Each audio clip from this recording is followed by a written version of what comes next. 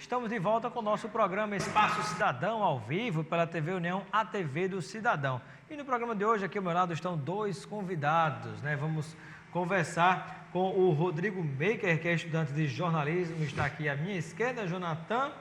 Ele tem uma posição favorável a essa questão da PEC 241 e também uma posição favorável, quer dizer, contrária à ocupação, na verdade, dos estudantes em relação a várias universidades e escolas públicas também.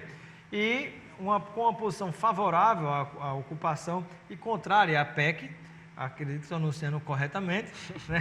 O João Ricardo, que é coordenador do DCE da UFRN, né? Então, vamos lá, seja bem-vindo, o Rodrigo Maker, ao nosso programa. Obrigado, Robson. Quero também dar boa noite ao João Ricardo e a todos os telespectadores da TV União e do seu programa também. Muito bem, seja bem-vindo, João Ricardo, ao nosso Espaço Cidadão. Boa noite. Boa noite, Robson. Obrigado pelo convite. Boa noite, Rodrigo. E boa noite a todos os telespectadores que nos assistem. Prazer tê-lo conosco. E aí, eu peço que, inicialmente, cada um possa compartilhar conosco o seu ponto de vista sobre essa questão. Podemos começar com a PEC, depois a gente fala da ocupação das escolas? Muito bem. Então, primeiramente, a ocupação, a posição em relação à questão da PEC 241. Começo com o jornalista, ou estudante de jornalismo, Rodrigo Maker.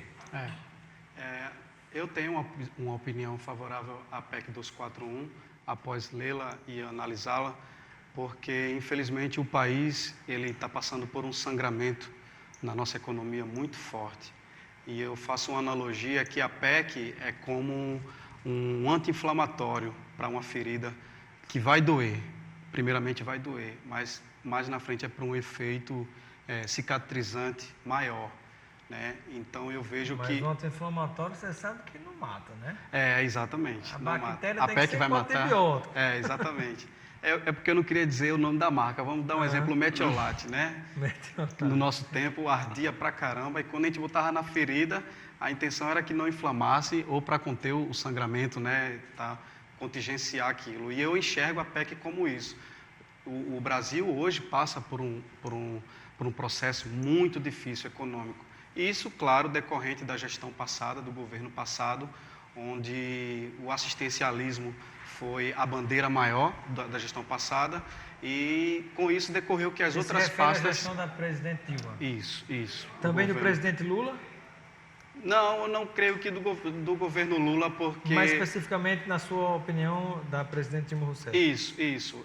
Para quem não conhece, eu, na minha iniciação política, eu fui militante do PT e na primeira eleição do presidente Lula, eu votei nele e pedi votos para ele também, trabalhei na campanha dele. E eu enxergava o governo petista como a voz dos excluídos, a voz daqueles que nunca tinham chegado até o poder e poder gerir para esse lado da população, né, que até então era só comandado por presidentes de direita. E apostei nesse governo como sendo a minha voz também. E eu entendi que no decorrer, após o final do segundo mandato do presidente Lula e iniciando a presidente Dilma Rousseff, o partido se perdeu na sua ideologia, o partido se corrompeu e passou a não ser mais a minha voz, passou a não me representar mais. Então, eu comecei a perceber que outros interesses estavam além do que aquele que eu acreditava primariamente, entendeu? Muito bem. E agora eu gostaria de ouvir a opinião também em relação a essa questão, inicialmente sobre a PEC 241, né? Então, em todo esse contexto, você pode colocar seu ponto de vista também, ouvindo a opinião do João Ricardo, que é coordenador do DCE da UFRN. Isso. Primeiramente, fora Temer, acho que é importante a gente que está na luta diária sempre estar colocando isso, né? Acho que se tem uma coisa que eu e o Rodrigo concordamos nesse momento é que a nossa economia passa por um momento muito difícil. Eu vou discordar dele a partir desse momento, né? Discordo que o motivo dessa crise econômica que nós estamos vivendo hoje seja um sangramento por despesa excessiva. O Rodrigo colocou que o governo da presidenta Dilma foi o causador da crise econômica que nós vivemos hoje por conta de um sangramento e de um excesso de gastos. E o governo Fernando Henrique Cardoso, por exemplo, foi um governo que gastou mais do que o governo da presidenta Dilma. Na minha avaliação, o gasto excessivo, gastar mais do que se recebe, né, não é a crise, não é o fator da crise, né? O orçamento de um Estado, de um país, é muito mais complexo do que o orçamento de uma casa familiar, por exemplo, né? A gente fala de despesas, é normal que os estados, sobretudo em desenvolvimento, gastem muito mais do que arrecadem.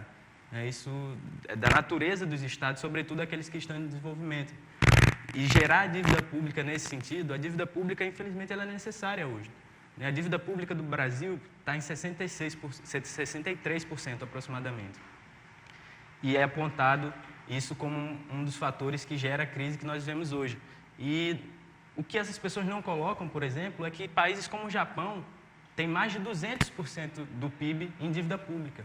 E eu não vejo os mesmos grupos apontando isso como motivo, né, de uma eventual crise no Japão, ou que o Japão vai quebrar, ou que países como o Japão vão quebrar. Agora, na verdade, é uma cultura completamente diferente, é um comportamento, uma forma de lidar com todas as questões social, política, econômica e empresarial, de maneira completamente diferente como se dá no Brasil, inclusive por uma questão cultural. Sem dúvida, exatamente. São coisas diferentes que acontecem, existem outros elementos para além disso. O que eu estou colocando, né, a única analogia que eu faço nesse sentido é que dívida pública ou gastar demais não é causa da crise, né?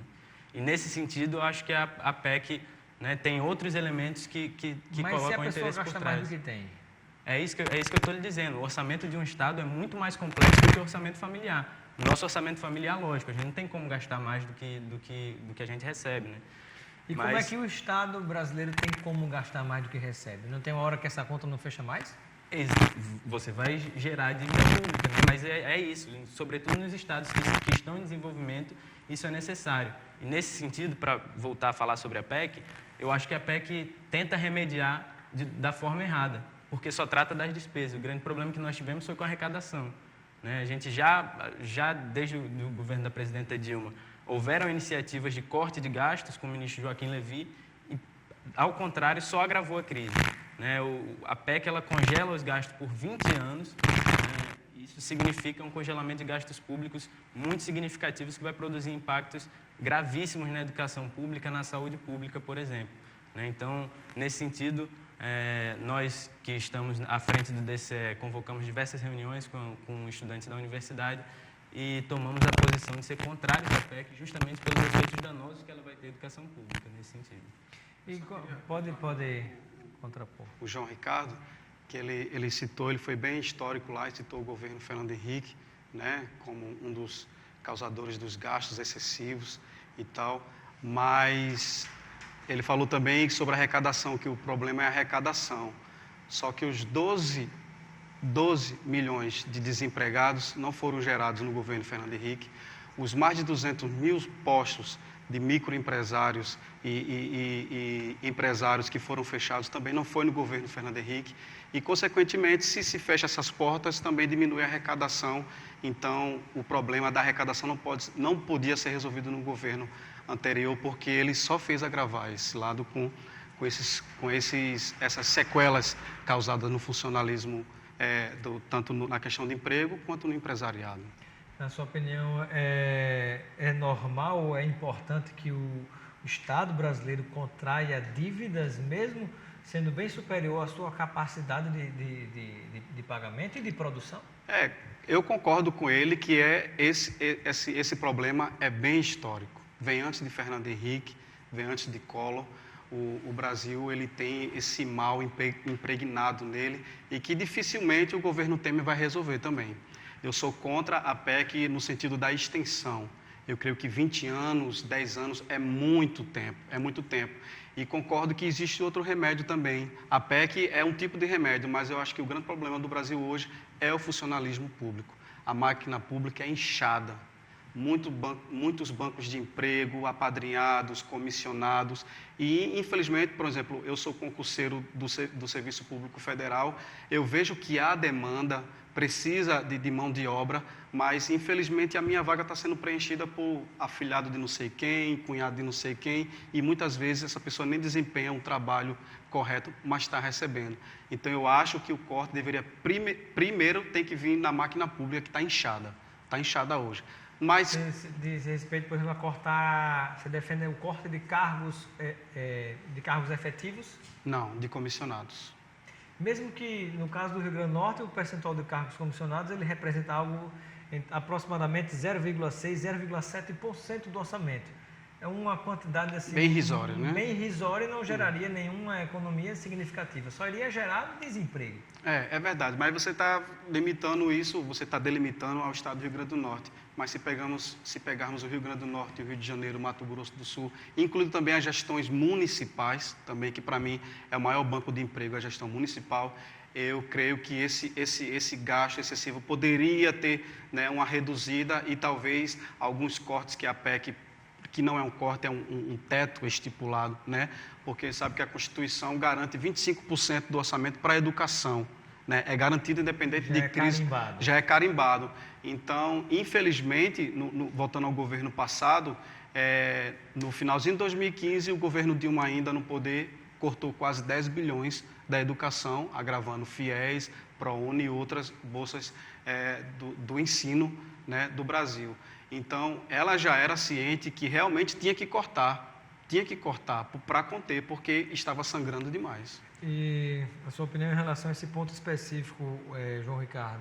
Então, acho que quando o Rodrigo coloca que ele discorda da extensão da PEC, eu acho que a PEC ela não coloca os 20 anos por acaso, né? Os 20 anos que estão sendo colocados é porque a PEC, quando ela se coloca, ela não se trata de recuperação de economia.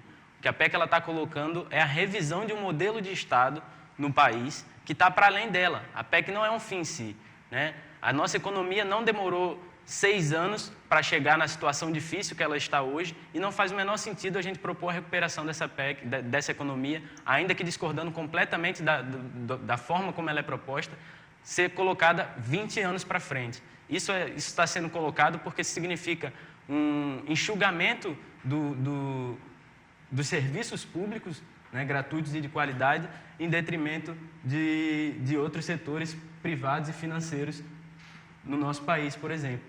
E aí, ainda que a economia se recupere em menos de 20 anos, o orçamento vai permanecer congelado, porque, né, isso é através disso que o modelo de Estado vai estar sendo revisto, né? Não Mas é à toa, por exemplo, pelo que se divulga, na verdade, não seria congelado mesmo proporcional à questão do crescimento do orçamento. Se diz que ela pode ser rediscutida. Isso, é isso que eu ia falar, João Ricardo. Quando eu falo que em 20 anos não vai ser estipulado, porque o que eu vejo no pessoal que protesta contra a PEC é como se tivesse uma bola de cristal. A pessoa diga para mim, tu não sabe como vai ser o teu futuro, tu não sabe como é que vai ser daqui a 20 anos. Eu acredito que em torno de 5 a 6 anos haverá uma nova discussão para reformular, porque essa contenção é justamente para a situação de hoje. Mas daqui a 5 anos, quando gerar um pouco de equilíbrio, não, vamos discutir que realmente 20 anos é um prazo muito longo. Então vamos trabalhar em cima de uma nova proposta de emenda constitucional. Eu acredito que isso vai acontecer. Eu discordo em outro ponto, né? Eu acho que não se recupera a economia através da Constituição. Essa não é a função da Constituição, a nossa Constituição não serve para isso, né? E não é à toa também, né? A nossa Constituição tem o papel de pensar um modelo de Estado e normatizar como ele vai funcionar. E é por isso que essa proposta de emenda constitucional está vindo através da Constituição se travestindo de recuperação da economia. Porque o nosso modelo de Estado não vai priorizar a educação pública, não vai priorizar a saúde pública. Não é à toa que, recentemente, o Grupo Croton, que é um dos maiores grupos de educação privadas do mundo, comprou o Grupo Estácio, que era um dos maiores do Brasil. Há um interesse dos setores privados, dos grandes setores privados da educação, em se inserir no Brasil. Não é à toa também, por exemplo, que tramitou no Congresso, né, o perdão da dívida dos planos de saúde. Porque, através dos planos de saúde, é que vão suprir a demanda que há interesse em reduzir o SUS, por exemplo, né? Não é à toa que já foi discutido, já foi comentado, né, no Congresso, a proposta de facilitar, né, da classe trabalhadora ter acesso a planos de saúde, pagar pelos serviços de saúde, que também são garantidos na nossa Constituição como direitos fundamentais, né? Então, acho que tudo isso, né, vem atrelado a outras medidas que vêm sendo colocadas para enxugar os serviços públicos gratuitos e de qualidade, para fazer com que outros setores que têm interesse nisso cresça no Brasil. Há de fato uma falha nessa PEC e grave que não se planeja ou não se aponta nenhum enxugamento da remuneração dos juros da dívida pública. Qual é a sua opinião? Você que é, de certo modo, favorável à PEC 241, Rodrigo? Como o João Ricardo falou, né, e até pontuou que ele citou vários pontos aí futuro, né, que é justamente aquilo que ele falou, a analogia da bola de cristal, né. Nós não podemos prever o futuro nem determinar o que vai acontecer. Nós temos que acompanhar as mudanças e dessas mudanças vão mostrar para a gente o que realmente o resultado. Rotular e dizer que a PEC vai destruir o serviço público, eu queria elencar que hoje no Brasil o serviço público é deficiente. Os Correios, por exemplo, o serviço é muito deficiente. Eu sou a favor de privatizar os Correios como outros serviços públicos que não fazem nada em prol do cidadão e servem naquele tema como banco de empregos e assim incha a máquina pública mais uma vez. Então, defender a não estatização de tal serviço público como assegurar que é um serviço público gratuito, mas, por outro lado, é um serviço que não é bem prestado para a população. E de fato você levanta, daqui a pouquinho vamos a um intervalo, mas você levanta uma outra questão importante, né? Você falou do inchaço do serviço público e há um outro fator que hoje o Estado brasileiro já não pode tudo como podia antigamente. É necessário que se rediscuta muitas coisas inerentes à forma de gestão, à própria máquina pública. Eu não sei até que ponto essa questão da efetividade do serviço público, do funcionário público, ela vai ter sustentação. Para finalizar esse bloco, algum comentário? Sim, eu acho complicado a gente comparar os serviços como os Correios com serviços de primeira necessidade do cidadão brasileiro, como saúde e educação pública, né? As pessoas não morrem, né, porque deixam que o serviço dos Correios, por exemplo, é deficiente. As pessoas não deixam de ter uma educação de qualidade, não deixam de ter oportunidades na vida por um serviço deficitário dos Correios. E essas pessoas, a partir do momento em que se enxuga a educação pública, em que se sucateia a universidade pública, que sucateia os serviços como o SUS, onde as pessoas têm acesso gratuito, e lógico, tem cheio de problemas, né, assim como qualquer outro serviço público, e assim como qualquer outra atividade que demande, né, que tenha a demanda como tem o SUS. Mas é um serviço onde as pessoas têm acesso gratuito, né, a ele. Né? As pessoas não vão, se não tiver como pagar, não vão morrer por isso. Né? Então, acho muito complicado nesse sentido, esse tipo de analogia. Mas acho que a gente ainda vai ter um tempo para estar discutindo os efeitos da PEC e os impactos que ela vai ter na educação pública e na saúde pública. Perfeito. Nós vamos a um breve intervalo comercial, né? Lembrando que a nossa água mineral Esterbon, para quem não sabe, não tem só água mineral, não. Tem água mineral, tem o gelo da Esterbon, fabricado, é produto nosso, é do Rio Grande do Norte. E além do gelo da água mineral, tem também o sorvete e fabrica, né, meu amigo Antônio Leite, fabrica até a casquinha do sorvete, né, e distribui para vários outros estados do Brasil. Então, a água mineral, o gelo, a casquinha de sorvete e também a polpa de fruta você vai ter acesso, você vai comprar em todas as lojas da Esterbon espalhadas pelo Rio Grande do Norte, como também os quiosques ou mesmo nas prateleiras dos supermercados, você vai encontrar todos esses produtos da Esterbon. E mais detalhes, mais informações, você vai acompanhar agora no nosso intervalo, conhecendo inclusive as dependências da fábrica da Esterbon. Até já!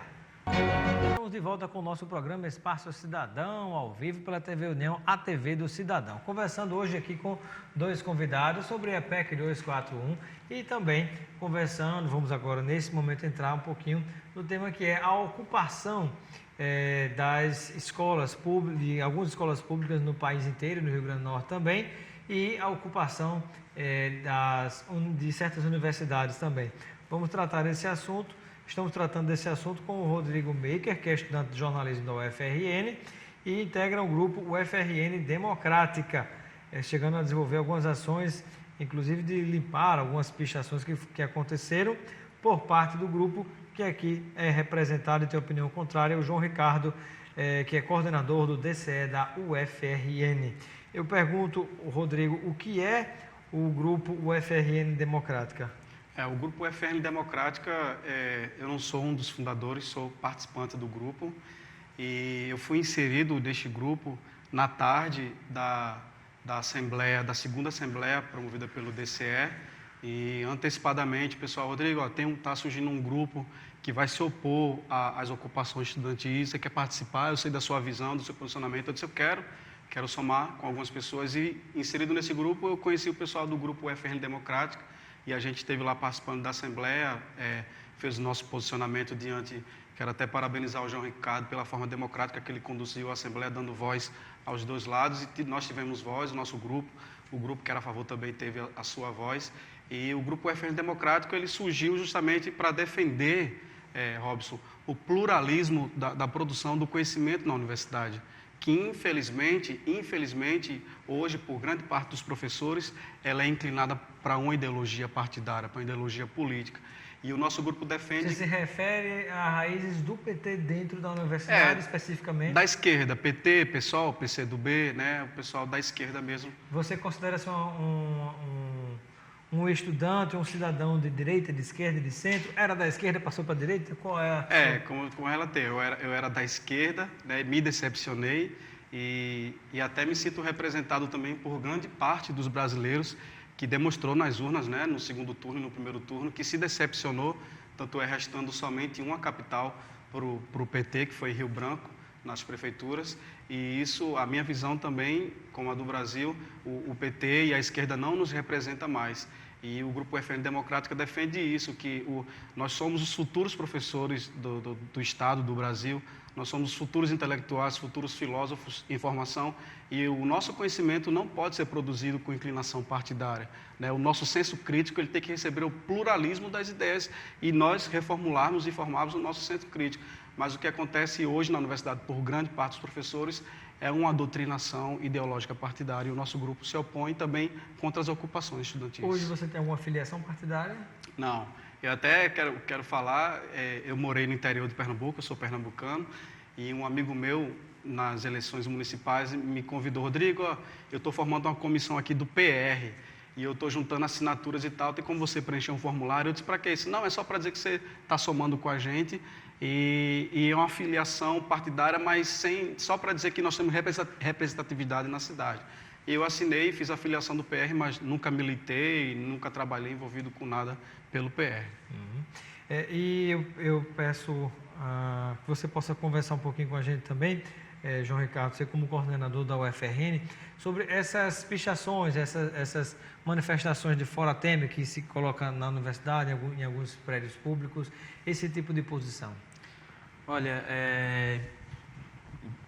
para início assim, de conversa, nós do DCE nunca orientamos nenhuma pichação, nem a própria ocupação, inclusive que, apesar de algumas notícias da imprensa local da cidade, a ocupação da UFRN, através do movimento Ocupa UFRN, deliberou em plenária que durante a atividade da limpeza na universidade, nenhum membro da ocupação iria lá intervir de alguma forma para que isso não soasse como uma provocação ou como um tensionamento desnecessário, e ainda, para além disso, que a ocupação e nem o próprio DCE orienta nenhuma pichação por cima da atividade que o movimento UFRN Democrática fez, embora a gente reconheça que a pichação e o grafite são mecanismos também de protesto que são utilizados e historicamente foram utilizados para isso, né? O que me chama a atenção, enquanto coordenador do DCE, que tem estado diariamente na resistência à PEC 241, é que no momento onde hoje em dia apenas 17% da juventude brasileira tem acesso ao ensino superior e uma PEC compromete a ampliação desse grupo, desse número, desse percentual de juventude, né, a nossa maior preocupação seja pagar pichações políticas, né, porque é importante que se diga isso também. Na universidade não existem só pichações fora Temer, como também foi insinuado na mídia local, não existem só pichações contrárias a esse... Eu já vi até em banheiro, pelo menos, né? Bolsonaro mito, né? De todo mundo a gente já existem pichações de apoio a Bolsonaro e, inclusive, nos banheiros da universidade existem muitas pichações homofóbicas, machistas, e que são muito complexas para que a gente esteja discutindo e só faça atividades para cobrir as pichações que tenham viés de crítica social, né? Isso é muito importante para a gente ter noção também, porque isso por si só já é uma manifestação política de uma tendência ideológica na política brasileira, no cenário político, né? Então isso me chama um pouco a atenção, mas reconheço que é uma manifestação legítima, né? É importante que o pessoal se posicione e realize suas atividades, né, na universidade. Robson, eu queria contrapor o João Ricardo, duas coisas. Primeiro, ele fez uma apologia declaradamente ao vivo a crime, que ele disse que o DCE e ele defende a pichação e o grafite. A pichação no artigo 65 é crime, Então, nós não apagamos o grafite, porque entendemos que o grafite é uma manifestação de arte, né? E mesmo assim, se o grafite tiver alguma ideologia partidária ou se servir como poluição visual, o nosso grupo tem a intenção de limpar a universidade das paredes e deixar como ela era quando foi construída. Segunda coisa, o João Ricardo falou sobre a condução dele no DCE e até abriu a sua apresentação, a sua participação aqui, falando o velho jargão, primeiramente, fora Temer, né? O movimento deles considera o governo Temer como ilegítimo. Mas eu não considero porque, primeiro, não votei na Dilma, então eu não elegi o Temer. Então, isso é mais uma preocupação deles. Segundo, que pelo TRE, para se chegar à presidência, é preciso construir uma chapa. E essa chapa é constituída de presidente e vice-presidente. Então, quando uma pessoa vai na urna votar, seja no PT, no PSDB, em quem seja, ele tem que estar ciente que, pela lei do TRE, ele está votando na presidente e no vice-presidente, porque é uma chapa. E até elenco que, se não fosse o apoio do PMDB, que nós sabemos que é um partido forte a nível de Brasil, eu até acredito que a presidente Dilma não teria sido eleita, porque se juntássemos os votos do segundo colocado no segundo turno, que foi o Aécio, junto com os votos brancos e nulos e abstenções, somaria maior do que a votação do presidente Dilma. Então, claro que pela lei do TRE, a maioria ganha, mas não foi a maioria do Brasil que elegeu a Dilma e, consequentemente, não elegeu o Temer. Então, tratando nesse lado ainda de legitimidade, eu queria questionar o companheiro João Ricardo sobre a legitimidade da condução dele do DCE. Porque, segundo o artigo 27, né, que delibera lá o DCE, as eleições são feitas anualmente. E, pelo que eu conheço, ou fui informado, o prazo da coordenação do grupo dele já se expirou. Então, a assembleia convocada por eles, o nosso grupo reconhece como ilegítima, porque ele não tinha legitimidade para convocar, porque, segundo o próprio estatuto dele, o prazo de coordenação já teria vencido. João Ricardo, as suas considerações em relação ao que foi colocado pelo Rodrigo. Primeiramente, fora Temer, reafirmar de novo. Em segundo, o Aécio, como ele muito bem colocou. Né? Em primeiro lugar, reafirmamos que, na nossa visão, o governo de Michel Temer é um governo ilegítimo, porque chega ao poder, né, através de um golpe institucional produzido através de um impeachment que não teve comprovação nenhuma de crime de responsabilidade. Né? Vindo para Quem não quer usar uma argumentação político-partidária chama de manobra parlamentar. Manobra parlamentar, ataque à Constituição, diversas denominações que... Mas você não pode deixar de lado que ele chegou até lá de acordo com o voto de vocês. Que se tratam de um eufemismo para um golpe institucional, que foi o que aconteceu no nosso país. Trazendo já para o questionamento sobre a legitimidade do DCE, eu não sei se vocês participaram, mas a gente construiu um SEB quando se aproximava o fim da nossa gestão. Nossa gestão iniciou no começo de julho e terminaria no começo de julho desse ano. E quando estava chegando ao final do prazo, nós convocamos um SEB, não sei se vocês sabem o que é também, é o Conselho de Entidades de Base. É o Fórum Deliberativo do DCE que reúne os centros acadêmicos e diretórios acadêmicos dos diversos cursos na universidade.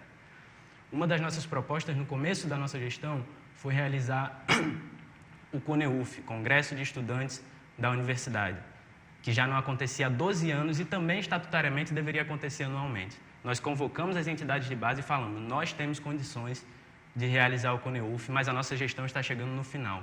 As entidades de base, que são quem estão representando os cursos, que estão representando, né, os estudantes mais próximos dos cursos, falaram, fiquem na gestão e realizem o CONEUF. Após o CONEUF, a gente discute a eleição do DCE. Então, quem conferiu legitimidade à gestão que eu ainda participo foram os centros acadêmicos e as entidades de base da universidade.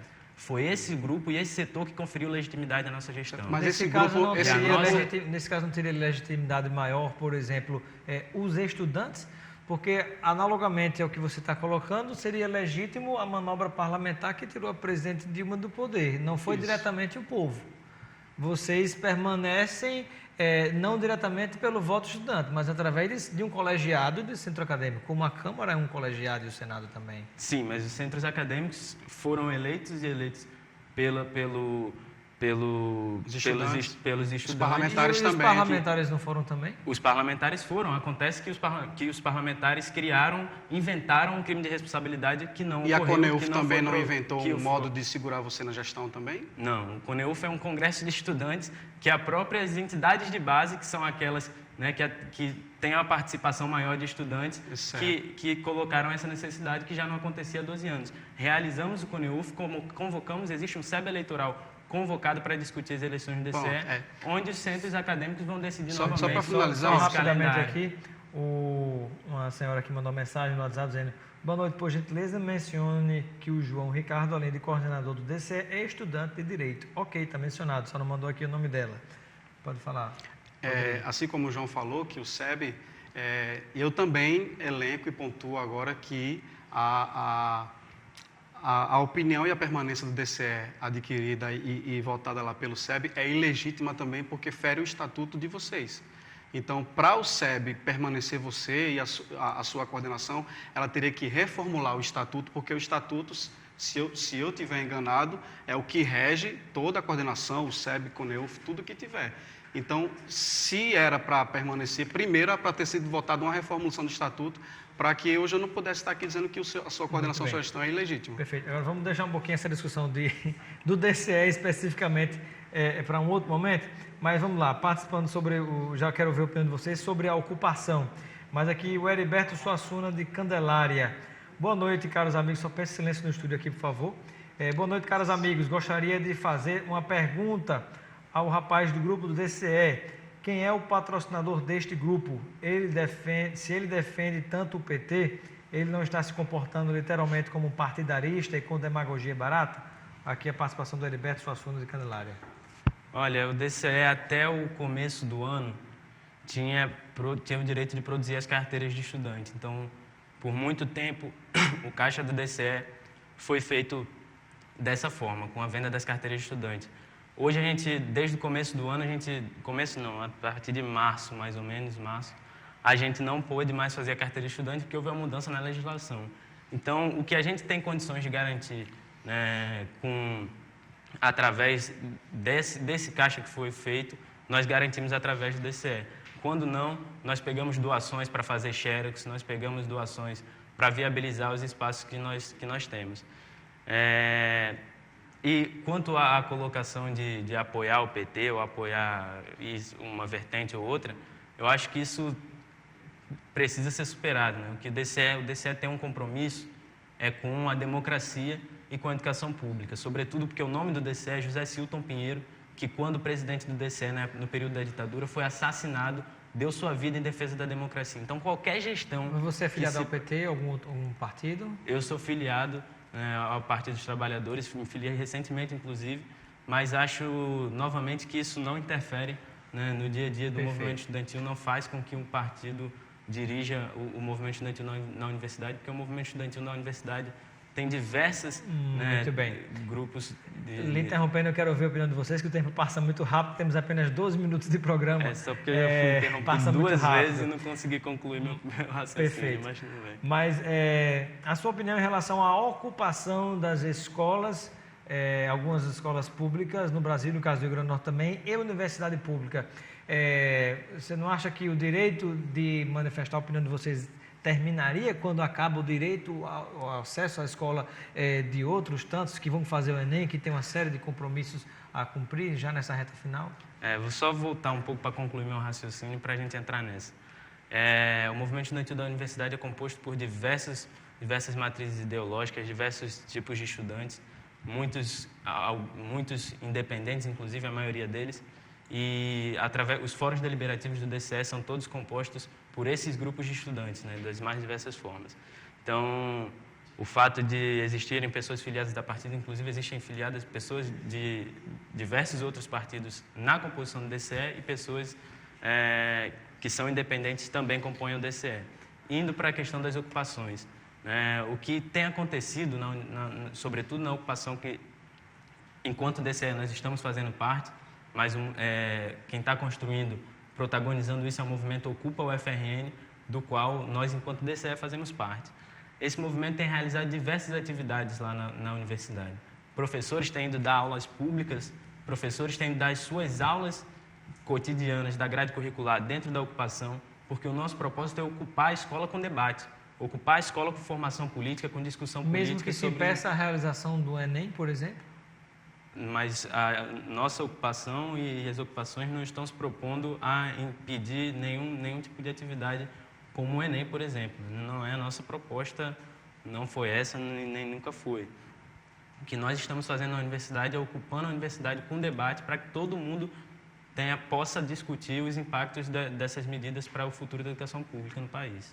A opinião do Rodrigo a respeito das ocupações. Eu vou discordar totalmente do João Ricardo. Primeiro, ele falou aí que são realizadas atividades com aulas. Eu queria só elencar que eu não me recordo da escola, mas uma escola ocupada no Brasil, dentre as atividades estava aula de guerrilha, lá, promovida por professores e organizadores do Ocupa, da ocupação estudantil. Eu queria saber a que ponto pode inferir na educação da construção do ser, da ética e da moral, uma aula de guerrilha, pois nós não vivemos na Colômbia, não estamos travando guerra com as Farc e eu não entendo até hoje esse tipo de atividade. Segunda coisa é que eu pontuo mais uma vez que a ocupação é ilegítima primeiro, porque a Constituição, ela dá o direito de greve, que até então eles defendiam e reformularam. A greve é entre a relação empregador e empregado. A Constituição garante o direito de greve só em relação ao empregador. E mesmo assim ela fala, quando dá direito à manifestação, que a manifestação, assim como você pontuou, Robson, o direito de se manifestar não pode se opor, causar prejuízo ou dano pessoal ou moral a quem não quer aderir a essa ocupação, ou manifestação ou greve, como queira falar. E também ilegítimo, porque isso para mim, na minha opinião, não passa nada mais, nada menos do que revanchismo partidário, revanchismo político. Assim como já falei, nas urnas, o Brasil deu uma lição e provou que não quer mais o PT, não quer a esquerda gerindo, certo? Então, após o impeachment, a primeira proposta promovida pelo governo, que o outro lado diz que é ilegítimo, eles se opõem. Mas os professores, eles não dão cara a tapa, né? A gente sabe, porque a gente vive lá, que grande parte dos recursos que é chegado até os ocupantes é bancada pela ADURN, que é a Associação dos Docentes da UFRN, é bancada por gestores, vereadores que são ligados a esse partido, certo? Então, e você bem falou, a questão do Enem. Hoje, o MEC emitiu uma nota, que você falou no seu programa, eu estava ouvindo, que amanhã até o meio-dia vai emitir um parecer sobre a adiação ou não em alguns locais da realização do Enem. Na sua avaliação, essa ocupação das escolas, para finalizar, e eu vi a participação também do João Ricardo. Na sua avaliação, essa ocupação vai atrapalhar a realização das provas do Enem, por exemplo, no Rio Grande do Norte? Tem algumas escolas secundaristas, né, como a lá da Praça Cívica, que está ocupada, que eu creio ser um local de realização da prova do Enem, e além de prejudicar, para finalizar, além de prejudicar a realização das provas do Enem, prejudica muito mais ainda, que são as famílias, porque adolescentes são aliciados, segundo o ECA, o Estatuto do ECA, promover aliciamento ou corromper menor é crime. É crime. Então, existem professores, existem pessoas ligadas a sindicatos que estão aliciando, promovendo um senso ideológico inclinado em adolescentes que nem têm formação crítica para isso. E eu tenho um relato de mães e pais que conversam comigo pelas redes sociais e pedem socorro ao Conselho Tutelar, ao Ministério Público, porque o filho que é de menor foi aliciado e nem o pai e a mãe têm moral mais de retirar das ocupações. João Ricardo, coordenador do DCE. Vamos lá, tentar ir por pontos. Muitos pontos foram colocados aqui. O primeiro deles, O Rodrigo falou que as ocupações elas não podem impedir o direito de as outras pessoas assistirem aulas. Não sei se ele já passou na ocupação da UFRN, por exemplo. Lá nós temos feito diversas atividades, debates políticos, mais de um por dia. Somos nós mesmos quem produzimos a nossa comida, somos nós mesmos quem limpamos a reitoria, inclusive, todos os dias, porque é o espaço onde nós convivemos. Somos nós que fazemos as nossas atividades lúdicas lá na universidade. Ninguém, em nenhum momento, se propôs a ir trancar a porta de sala para ninguém assistir aula ou agarrar professor para não entrar em sala de aula.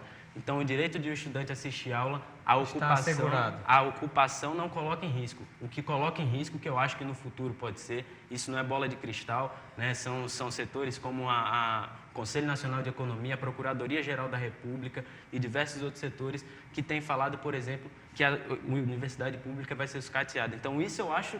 Aí sim, isso sim coloca em risco o direito de estudante assistir aula. Esse é o primeiro ponto, né? Então, se a ocupação não coloca isso em risco, eu acho que esse movimento que surge na UFRN, por exemplo, de contrapor, sugerindo que a ocupação coloca isso em risco, é, na verdade, né, uma defesa velada da PEC e do governo Temer.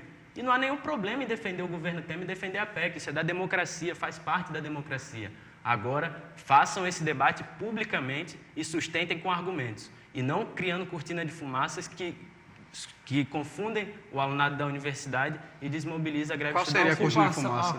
A ocupação, então, ela impede ou não impede a realização do Enem? Só para continuar.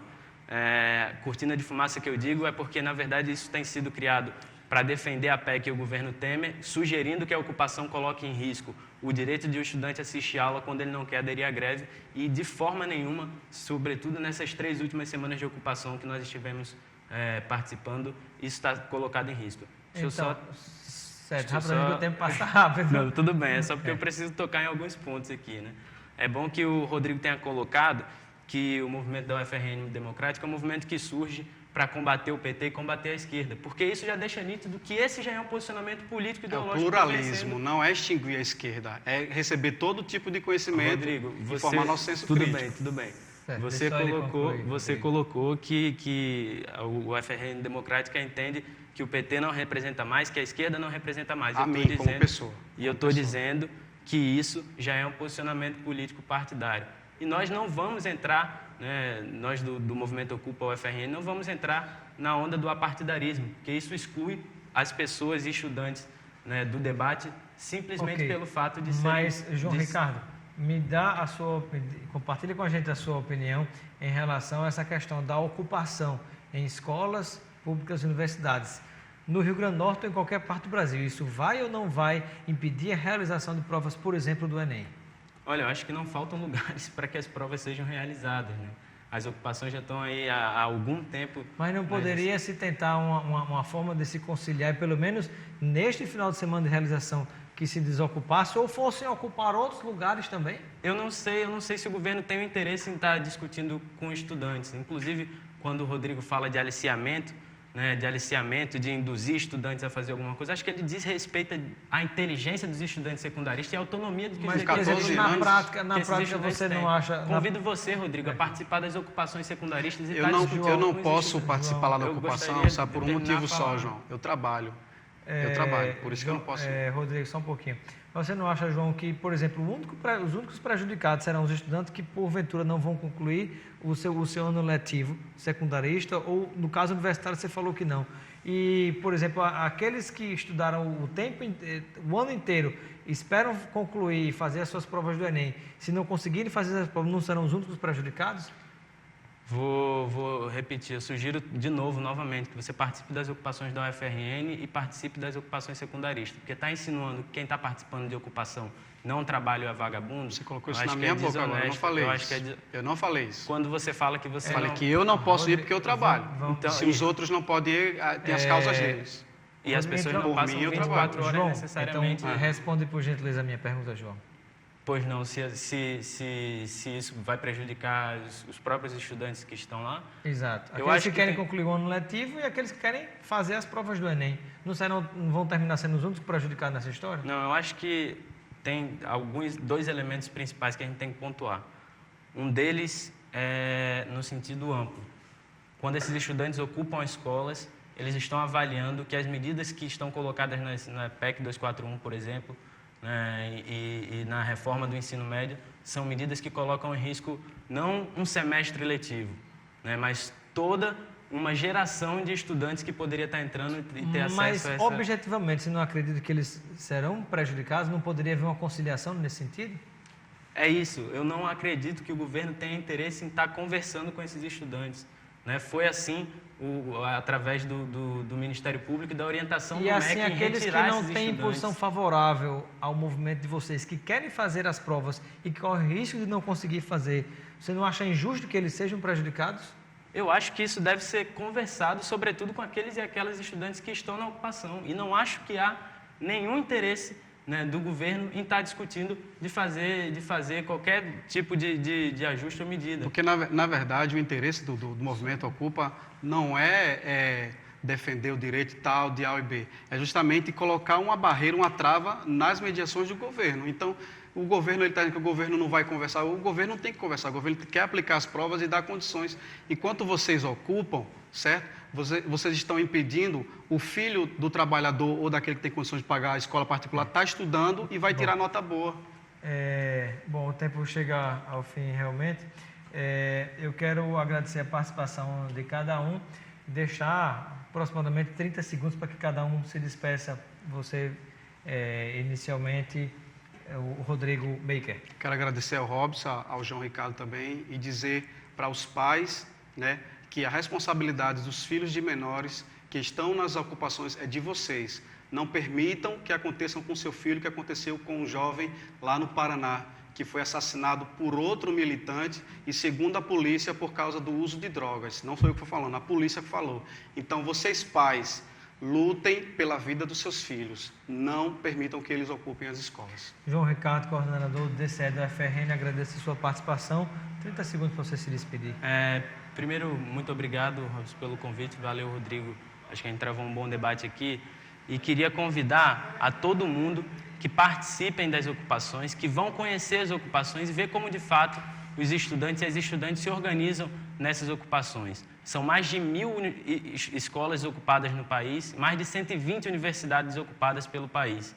E um caso é colocado como exemplo de todas elas. Então, convido a todos e todas a participarem das ocupações, né, a irem conhecer pessoalmente, né. Acho que é através desses espaços de formação política e de intervenção de estudantes organizados que se transforma a história do nosso país. Então, muito obrigado e convido a todos a participar desse momento. Muito bem, ficamos por aqui. E para encerrar, eu quero compartilhar com vocês que estão nos acompanhando, né? A gente sempre traz aqui algumas novidades. Já organizou o seu Réveillon, era para ter falado antes, mas vamos falar agora. Já organizou o seu Réveillon? A dica que nós vamos trazer para você aqui da CVC, meu amigo Jonathan. Réveillon em Salvador. Quer passar o Réveillon em Salvador? Passagem e hospedagem para você passar o Réveillon em Salvador com a CVC. Sabe quanto? 12 parcelas de R$ 87,00.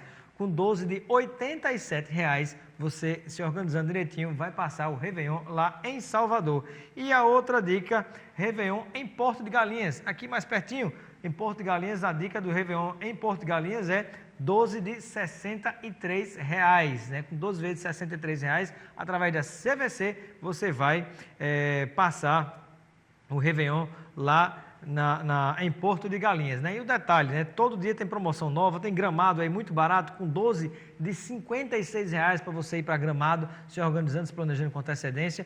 E o telefone que eu compartilho com você, lá, por exemplo, da CVC do Natal Shopping, né? Que todos os shoppings praticamente têm loja da CVC e várias cidades do interior do Rio Grande do Norte também. O telefone é o 3206-7059. Anote aí, 3206-7059.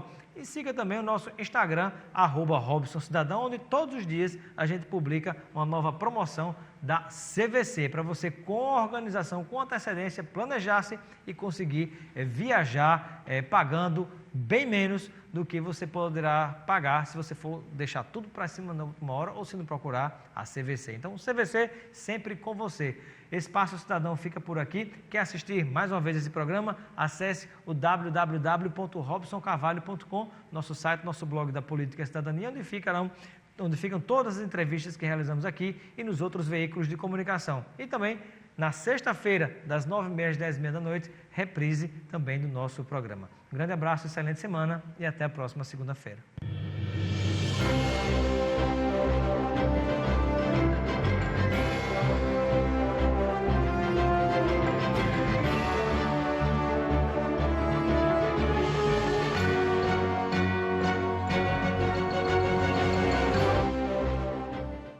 Show